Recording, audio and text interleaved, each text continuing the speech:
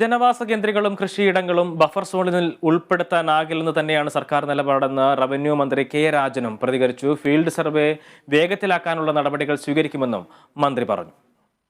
നിലവിൽ ജനവാസ കേന്ദ്രങ്ങളും പിന്നെ കൃഷിയിടങ്ങളും ഉൾപ്പെടെയുള്ള സ്ഥലങ്ങൾ ഇതിന് ഉൾപ്പെടുത്താനാകില്ല എന്നാണ് സർക്കാരിൻ്റെ അഭിപ്രായം.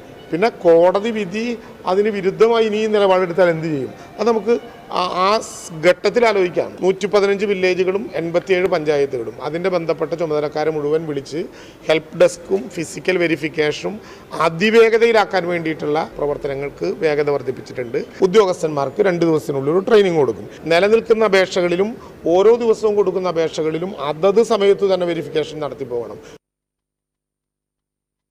സമാനമായ പ്രതികരണം തന്നെയായിരുന്നു കൃഷിമന്ത്രി പി പ്രസാദ് നടത്തിയത്. കൃഷി മേഖലയും ജനവാസ മേഖലയും ഒഴിവാക്കി തന്നെയുള്ള റിപ്പോർട്ട് സമർപ്പിക്കുമെന്ന് അദ്ദേഹം വ്യക്തമാക്കി. ഈ വിഷയത്തിലുള്ള കർഷകരുടെ ആശങ്കകൾ പരിഹരിക്കുമെന്നും അദ്ദേഹം പറഞ്ഞു.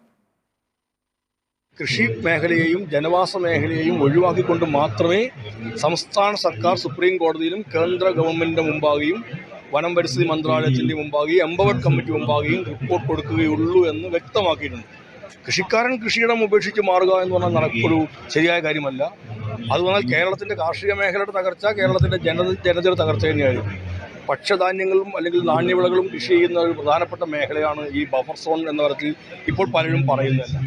അതങ്ങനെ കാർഷിക മേഖലയുടെ തകർച്ച എന്നത് നമ്മൾ ഗൗരവതരമായി കാണേണ്ടുന്ന ഒന്നാണ്. കാർഷിക മേഖലയിലെ ഒരു ജനതയെ അവരെ ഒരു പ്രത്യേകമായി ഒറ്റപ്പെട്ട വിഭാഗമായി കണക്കാക്കാൻ കഴിയുകയില്ല.